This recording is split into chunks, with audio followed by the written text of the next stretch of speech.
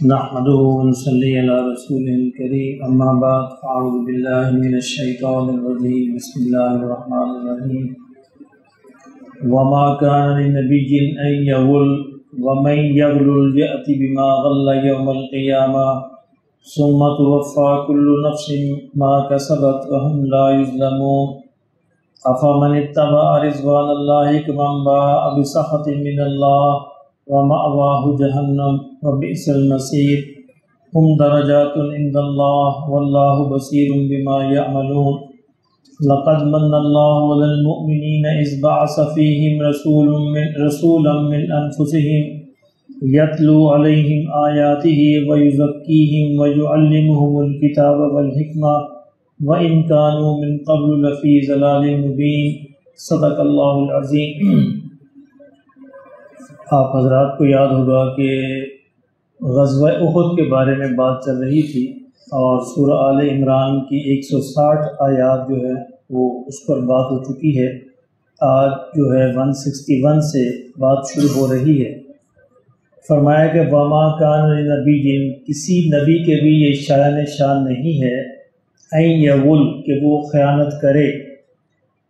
غل کے 3 مطلب کیے گئے ہیں۔ ایک اس کا مطلب ہے خیانت کرنا، ایک اس کا مطلب ہے کسی چیز کا چھپانا، ایک اس کا مطلب ہے بد عہدی کسی کے ساتھ کرنا، بے وفائی کرنا۔ فرمایا کہ وَمَن یغل، اور جو خیانت کرے گا، یأتی بما غل یوم القیامہ، وہ لائے گا اس خیانت کو قیامت کے دن۔ ثم توفی کل نفس ما کسبت، پھر پورا بدلہ دیا جائے گا ہر شخص کو جو بھی اس نے کمایا۔ وَهُمْ لَا يُظْلَمُونَ، اور ان پر کوئی ظلم نہیں کیا جائے گا۔ اس آیت کے 2 پس منظر ہیں۔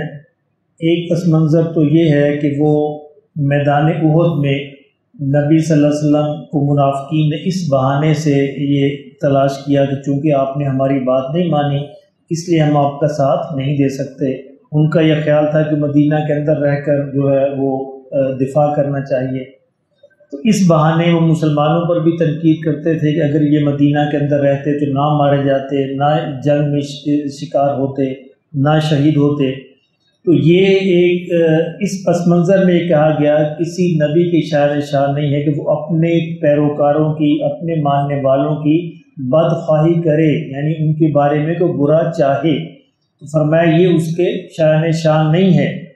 اور دوسرا اس کا پس منظر یہ ہے کہ غزوہ بدر کے اندر مال غنیمت میں سے ایک چادر جو ہے کسی نے چرا لی تھی اور وہ چادر جو ہے وہ کم ہو گئی، تو بعض منافقین نے یہ کہنا شروع کیا کہ معاذ اللہ یہ چادر نبی صلی اللہ علیہ وسلم نے رکھ لی ہے۔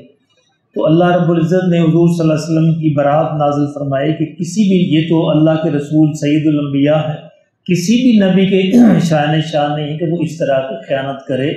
وہ اس خیانت سے مبرہ ہیں، اس خیانت سے بہت بالا تر ہیں۔ ایک اور شخص جو ہے غزوہ احد کے بدر کے اندر ہی وہ ایک تھوڑی اون تھی جو مال غنیمت کی وہ لے کر آئے، اور پہلے جب مال جمع ہو رہا تھا تو وہ انہوں نے جمع نہیں کروائی، بعد میں ان کو خیال آیا تو انہوں نے وہ لے کر آئے۔ تو نبی صلی اللہ علیہ وسلم حالانکہ رحمۃ للعالمین تھے، آپ نے قبول کرنے سے انکار کر دیا، کہا کہ اب تم اللہ کے حضور پیش کرنا، اب تو یہ مال غنیمت بانٹا جا چکا ہے، اب میں اس کا کیا کروں۔ تو اس کے بارے میں غلول کہتے ہیں خاص طور پر اس مال کو جو اجتماعی مال ہو، جس طرح اوقاف کا مال ہوتا ہے، جس طرح مساجد کا ہے، مدارس کا ہے، اجتماعی جو چیزیں ہوتی ہیں جہاں پہ اجتماعی چندہ ہوتا ہے، اس کے اندر خیانت تو بہت ہی بدترین جرم ہے، اس لیے کہ وہ اجتماعی مال ہے۔ اگر اس میں سے آپ نے 1 روپیہ بھی ناجائز خرچ کر دیا تو آپ کس سے معاف کروائیں گے؟ پتہ نہیں کس کا ہے اس کے اندر، تو اس کی معافی کا امکان نہیں ہے، چنانچہ قیامت کے دن جو ہے وہ پکڑا جائے گا۔ حضور صلی اللہ علیہ وسلم نے ارشاد فرمایا جس کا مفہوم یہ ہے کہ قیامت کے دن بعض لوگ ایسے ہوں گے جو اپنی گردن پر جن کے اونٹ لگا ہوگا اور وہ اونٹ بلبلا رہا ہوگا، کیوں کہ وہ ناجائز انہوں نے قبضہ کیا تھا، ناجائز اونٹ تھا جن کا حق نہیں بنتا تھا۔ اس سے فرمایا بعض کے گلوں کے اندر زمینیں لٹکی ہوئی ہوں گی جو کسی زمین پہ ناجائز قبضہ کیا تھا۔ تو غل جو ہے ہر اس خیانت کو کہتے ہیں، خاص طور پر خیانت کو، اور خاص طور پر جو اجتماعی مال ہے اس خیانت کو۔ اس لیے کہیں بھی جہاں اجتماعی کام ہوتا ہے جو اس کا جو منتظم ہے मोहतमम है, जो इंतज़ामी ज़िम्मेदारी जिसके पास है, वो बड़े ही ख़तरे के अंदर होता है। एक तरफ तो उसका अजर व सवाब भी बहुत ज़्यादा है, अल्लाह के यहाँ बेपनाह अजर व सवाब है, और दूसरी तरफ अगर मामूली ख़ता हो, गलती हो, तो उसका हिसाब भी बहुत ज़्यादा है। इसलिए उसको इंतहाई एहतियात की ज़रूरत होती है कि कहीं कोई 1 रुपया भी गलत खर्च ना हो जाए, ताकि अल्लाह के हुजूर उसका हिसाब ना देना पड़े।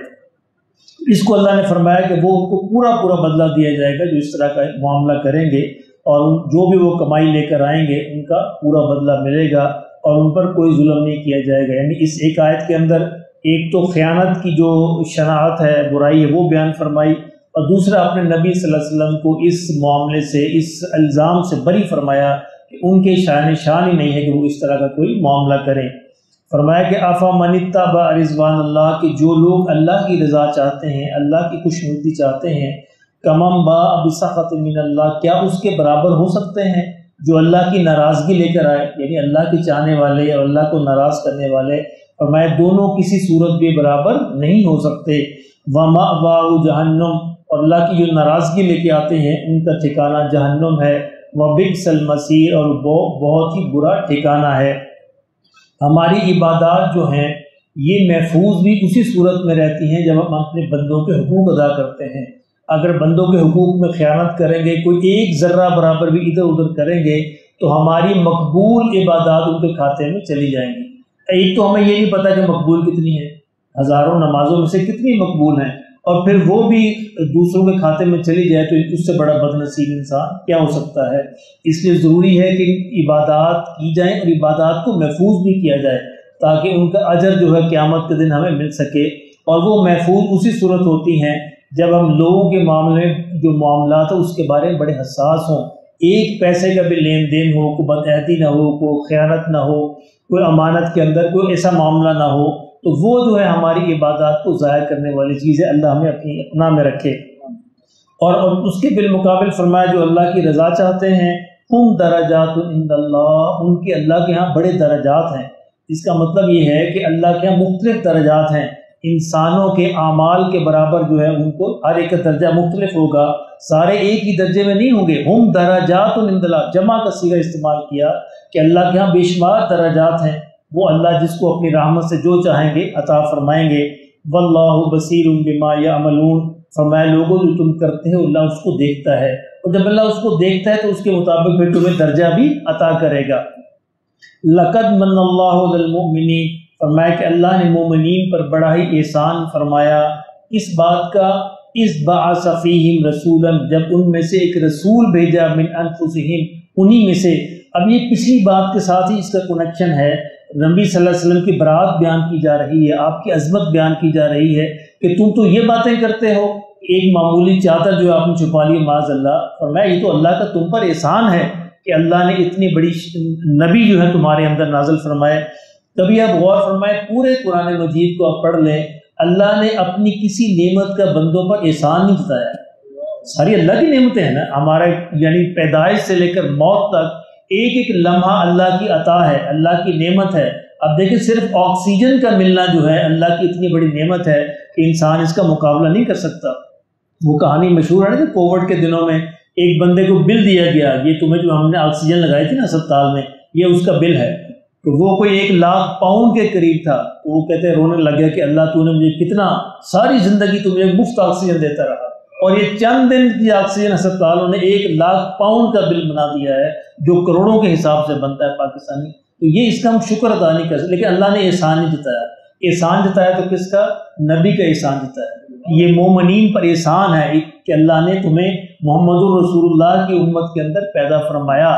फरमाया ये एहसान है अल्लाह के मोमिनीन पर, इस बअस फ़ीहिम रसूलन मिन अनफुसिहिम, कि जब उनमें से, उन्हीं में से एक रसूल भेजा उनके पास।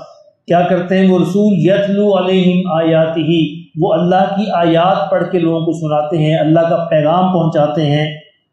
व युज़क्कीहिम, और उनका तज़किया करते हैं। रूहानी जो आलूदगियाँ हैं, रूहानी बीमारियाँ हैं, रूहानी अमराज जो हैं, उनकी रूह को साफ पाक साफ करते हैं। व युअल्लिमुहुमुल किताब, कैसे पाक साफ करते हैं? किताब और हिकमत के साथ, यानी ये किताब जो अल्लाह ने अता फरमाई उसके ज़रिए, और अपनी जो हिकमत है अल्लाह ने उनको अता फरमाई उसके ज़रिए ان کی روحوں کو پاکیزہ کرتے ہیں۔ وَإِن كَانُوا مِن قَبْلُ لَفِي ضَلَالٍ مُبِينٍ، اور فرمایا اس سے پہلے تم یقیناً گمراہی کے اندر تھے، کھلی ہوئی گمراہی کے اندر تھے۔ یہ احسان ہے اللہ کا، اللہ نے تمہیں یہ نبی بھیج کر اس گمراہی سے محفوظ فرمایا اور راہ ہدایت کی طرف تمہیں عطا فرمایا۔ اس میں ہمیں اللہ کا شکر ادا کرتے رہنا چاہیے۔ جب اللہ کا شکر ادا کریں گے تو اللہ نبی صلی اللہ علیہ وسلم کی اتباع کی مزید توفیق نصیب فرمائیں گے۔ یعنی واحد راستہ جو ہے کامیابی کا وہ اللہ کے رسول کی اطاعت ہے، اتباع ہے، آپ کی بات پہ چلنا ہے، نقش قدم پہ چلنا ہے۔ اللہ ہمیں اس کی توفیق نصیب فرمائے۔